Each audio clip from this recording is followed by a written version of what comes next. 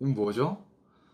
여러분들, 야, 이거 뭐 또 이런 사연이 한 개 올라왔는데, 컵라면 하나 때문에 결혼 한 달 앞두고 파혼합니다? 컵라면 때문에 파혼 통보를 했다는 사연이 최근 온라인 커뮤니티에서 화제가 되고 있다.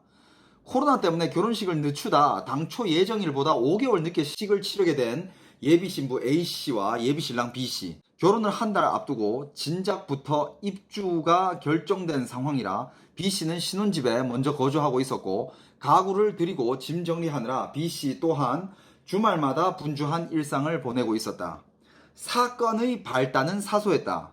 주말에 신혼집을 찾은 A씨가 신부 A씨가 신부죠. 정리를 끝낸 시간은 자정 무렵. 저녁 식사를 건너뛴 탓에 냉장고를 뒤져봤으나 안엔 생수뿐이었다. B씨는 이미 잠이 든 상태라 혼자 음식을 시켜 먹기도 뭐했던 A씨는 신발장 구석에서 컵라면이 있던 게 생각났다. 컵라면을 먹고 새벽까지 정리를 마저 하고 잠들었는데 아침 일찍부터 B씨가 A씨를 깨웠다. B씨가 이제 남편이죠, 그죠? B씨가 신경질적인 목소리로 다짜고짜 컵라면 왜 먹었어? 라고 따졌다. 잠결에 A씨가 어리둥절한 사이 B씨는 그거 오늘 먹으려고 일부러 신발장에 둔 거고 아침에 컵라면 먹을 생각에 지금 김밥도 사오고 물까지 끓였는데 막 물 부으려고 보니까 없잖아! 라고 화를 냈다. A씨는 사정을 듣고 황당하기 그지없었다. 결혼할 여자가 컵라면 하나 먹은 것 때문에 짐 정리하다가 골아 떨어진 사람을 그렇게 신경질적으로 깨울 일인가? 겨우 컵라면 하나 때문에. 본인의 상식에서 이해가 안 갔던 A씨도 따져 물었다. 배고파서 먹었어. 어차피 1층에 편의점도 있고 다시 갔다 오면 될 거 아니야. 그 컵라면 때문에 이렇게 화를 낼 일이야? 뭐 한 짓이야 이게? 그러니까 신랑이 하는 말이 시끄러우니까 그럼 지금 빨리 컵라면 사와. 아니야 이거? 야, 야, 순간적으로 A씨는 자신의 남자친구가 기존에 알던 사람이 아닌 것 같았다. 그렇게 이성을 잃은 눈빛은 연애하면서 한 번도 보지 못했던 눈빛이었다. 평소 먹을 게 있으면 A씨 먼저 챙겨주던 그였으며 이렇게 음식 문제로 신경질 내는 모습 또한 생소했다. 황당한 A씨는 그대로 가방을 들고 집을 뛰쳐나갔다. 그리고 그 두 사람은 이후 이틀 동안 서로 연락을 하지 않았다. 이틀 뒤 B씨에게 걸려온 전화. A씨는 이제서야 사과를 하려고 전화를 했나 보다 생각했다. 하지만 B씨는 말했다. 왜 사과 안 해? 컵라면도 마음대로 먹고 그 사고를 치고서 수습도 안 해주고 그냥 가다니 너는 뺑소니 범이나 다름없다. 야, 이 신랑 머리에 뭐 좀 잘못됐네. A씨 또한 야, 이거 재밌는데? A씨 또한 결혼할 사람한테 컵라면이 아깝냐? 야, 그런 일로 다른 사람 깨운 걸로 난 사과를 받아야겠다라고 말했다. 하지만 B씨는 무조건 A씨가 잘못했고 사과를 해야 한다는 입장을 굽히지 않았다. A씨가 끝까지 사과를 할 마음이 없다고 하자 이윽고 B씨가 말했다. 우리 결혼 다시 생각해보자. 야, 신랑이 진지하게. 야, 컵라면 네가 먹은 거 그거 사과 안 할 거야? 야, 우리 결혼 다시 생각해보자. 그 말을 들은 A씨는 이제서야 바로 마음의 정리가 됐다. 정상적인 사람이라면 누가 컵라면을 가지고 파혼을 생각할까? 좋아, 네가 먼저 얘기 꺼낸 거니까 나도 알았어. 하지만 다음 날부터 B씨의 태도는 돌변했다. 내가 미친 새끼였어. 정말 미안해라며 회사까지 찾아와서 싹싹 빌고 무릎까지 꿇었다. 하지만 A씨는 컵라면 사건 당시 시끄럽고 빨리 컵라면이나 사와 하던 말투와 눈빛이 잊혀지지 않아서 도저히 용서가 안 했다. A씨가 파혼을 결정하고 청첩장부터 웨딩드레스와 메이크업 예식장 등 하나하나 취소해 가자 B씨는 더 다급해졌다. 무슨 이까지 문제로 계약금을 그렇게 손해보면서 파혼을 해. 가족들이랑 주변 사람들한테는 뭐라고 할 건데. 정말 잘못했으니 한 번만 봐줘라. 애걸복걸했지만 A씨의 마음은 확고한 상태였다. 말이 안 나온다. 어떡하죠?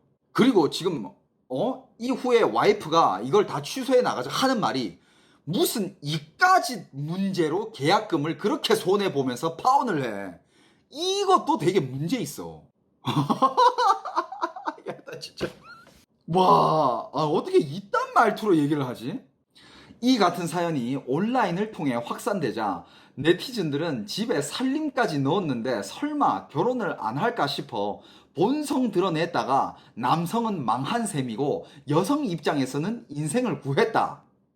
이런 댓글이 올라오고, 보통을 컵라면을 숨겨놓지도 않고 그런 일로 사람을 깨우지도 않는다. 정상적인 사람이라면 자는 사람 살짝 깨워서 나 먹을 거 사러 갈 건데 뭐 먹을래 하고 묻거나, 그렇지, 이게 정상이지. 아니면 알아서 2인분을 사온다. 당연한 거 아니야? 어떻게 이런 일이 있을까 싶지만 우리 주변에서 결혼식을 앞두고 청첩장까지 돌렸다가 파혼을 결정하는 사례는 왕왕 볼 수 있다. 인생의 갈림길에서 고민할 때 선택을 하게 되는 계기는 의외로 사소한 일일 때도 많다. 결혼을 한 달 앞두고 파혼을 결정하면서 A씨와 B씨는 금전적 손해를 감수하게 된 상황이다. 변호사에게 이 같은 상황에 대해 누구에게 책임이 있을지를 들어봤다. 와, 야, 이거 변호사도 난감하겠다. 변호사가 과연 누구 잘못일지 이거 한번 봅시다. 누구 잘못이라고 했을까? 파혼을 하게 된 예비 부부, 결혼 비용 위약금 물어낸 것 등 누가 책임져야 할까요? 이렇게 사소한 일로 파혼까지 하는지 의아해하는 사람도 있을 수 있지만 그리 단순한 문제는 아닙니다. 어떤 사람이 진정한 성품과 인격을 알려면 그 사람이 평소 언행을 보면 알 수 있습니다. 사람은 결국 자기가 생각한 대로 말하고 생각한 대로 행동하기 때문입니다. 그런데 연애할 때는 서로 좋은 모습, 장점만 보여주기 때문에 그 사람의 단점을 보기 어렵습니다. 이혼 상담을 하다 보면 10 내지 20년간 상습적인 폭행에 고통받거나 인격 무시, 상습적인 폭언 등으로 고통받고 이혼을 결심하는 사람들을 만나게 됩니다. 연애할 때는 그런 사람인지 몰랐습니까? 질문하면 거의 대부분의 사람들이 연애할 때는 전혀 몰랐어요. 만약 알았으면 결혼 절대 하지 않았을 거예요 라고 대답한다. 거의 대부분의 이혼하려는 사람들은 연애할 때는 상대방이 신사답고 약간 과격한 면이 있었지만 폭력적이고 개념이 없는 사람인지 전혀 몰랐다고 하고, 결혼해서 사람이 완전히 변했다고 합니다. 그러나 그 사람이 변한 것이 아닙니다. 결혼 후에 보여준 그 사람의 모습이 원래 진짜 그 사람의 모습인 것입니다. 연애할 때는 상대방에게 잘 보이기 위해서, 악마의 모습을 감추기 위해서 천사의 가면을 쓴 것입니다. 그렇다면 어떻게 하면 그 사람의 가면 속에 있는 그 사람의 진짜 모습을 볼 수 있을까요? 오랜 기간 그 또는 그녀, 남녀 구별 없이 그로 지칭함. 오랜 기간 그 사람을 잘 관찰하면 그 사람이 어떤 사람인지 알 수 있습니다. 특히 화가 나거나 어려운 상황, 그리고 싸움을 할 때 그 사람이 어떤 사람인지 알 수 있습니다. 그리고 그 사람이 가족들과 잘 지내는지, 잘 어울리는지, 친한 친구들은 어떤 사람들인지 보면 그 사람이 어떤 사람인지 알 수 있습니다. 유유상종이라는 말이 있지요. 사람은 자신과 비슷한 사람들과 어울리기 마련입니다. 그리고 특히 그 사람이 약자에게 어떤 행동을 하는지 살펴보세요. 강자에게는 누구나 잘 하지만 약자에게는 함부로 대하는 사람이 있습니다. 그 사람은 연애할 때는 당신이 좋아서 당신에게 잘 보이고 싶어서 좋은 면만 보여주지만 결혼을 하게 되면 이제는 당신을 약자라고 생각할 수도 있습니다. 그렇다면 그 사람이 예전에 약자에게 대했던 행동을 당신에게 할 수도 있습니다. 그리고 평상시 그 사람의 말하는 태도를 살펴보세요. 평상시 기분이 좋을 때는 사람들에게 당연히 부드럽고 신사적으로 하겠지요. 연애 상대방에게는 더더욱 사랑스럽고 달콤한 말을 하겠지요. 그렇다면 기분이 나쁘거나 화가 나는 상황에서는 그가 어떻게 말하는지 살펴보세요. 화가 나도 최대한 이성을 잃지 않고 상대방을 이해하고 배려하고 침착하게 말하는지, 아니면 욕설, 막말, 폭언은 물론 심지어 협박과 폭력적인 행동까지 보이는 사람인지 잘 살펴보세요. 후자라면 미련 없이 그 사람과 인연을 정리하는 게 좋습니다. 일시적인 폭력적인 행동을 용서하고 넘어가야 할까요? 한 번의 욕설, 협박, 폭력이 평생의 고통이 될 수 있습니다. 그래. 요 밑에 나온다. 예비 남편은 자신이 사다 놓은 음식을 상대방이 동의도 없이 먹은 것은 분명 잘못한 것이라고 말할 것입니다. 물론 예비 신부가 신랑에게 미리 양해를 구했으면 좋았겠지만 어떻게 살면서 모든 상황을 전부 동의를 받을 수 있을까요? 법학에서 동의는 명시적인 동의와 묵시적인 동의가 있습니다. 이 정도 시야는 상대방도 동의할 것이다 라고 생각하고 행동한 경우에는 명시적으로 동의를 받지 않더라도 큰 법적 잘못이 있는 것은 아닙니다. 사형같이 라면을 먹는 것 정도는 굳이 상대방의 명시적인 동의가 필요 없습니다. 오히려 그것을 빌미로 상대방을 공격하고 분노하는 사람이 더 큰 문제가 있어 보이고, 그렇지? 그 사람이 혹시 분노 조절 장애가 있는 것은 아닌지 의심이 됩니다.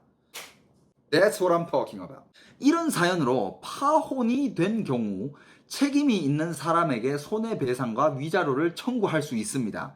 이 사연에서는 예비 신랑이 잘못이 더 크다고 보지만 막상 실무에서 소송을 하면 이 정도 사연으로는 손해배상이나 위자료가 나오기는 어렵고 각자 상대방에게 추가적인 배상을 포기하는 것으로 조정이 될 가능성이 있습니다.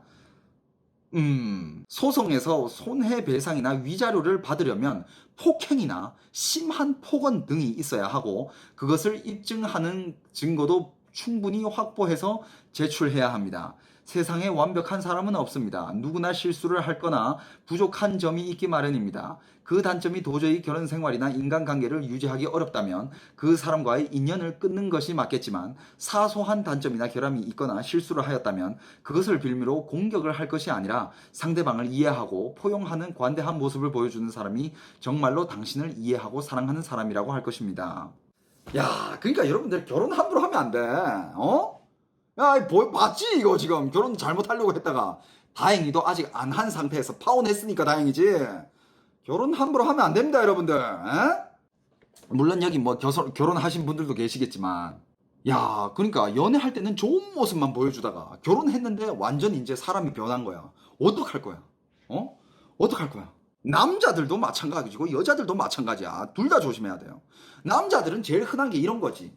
그러니까 남자들은 뭐 결혼 전에는 젠틀하게 해주고 잘 해주고 이렇게 해주다가 나중에 결혼하고 보니까 뭐 빚도 있고 성격도 더럽고 이런 남자애들 좀 있어. 여자애들 대표적인 거는 사귈 때는 뭐 진짜 다정하게 잘해주고 잘 챙겨주고 아침밥도 해주고 다 해줄 것 같다가 결혼하는 순간 진짜 집안일 나 몰라라 하고 아침밥은 무슨 막 점심때 12시에 일어나고 막 그런 여자애들 있어. 진짜 둘 다 조심해야 됩니다. 양쪽 다 조심해야 돼요.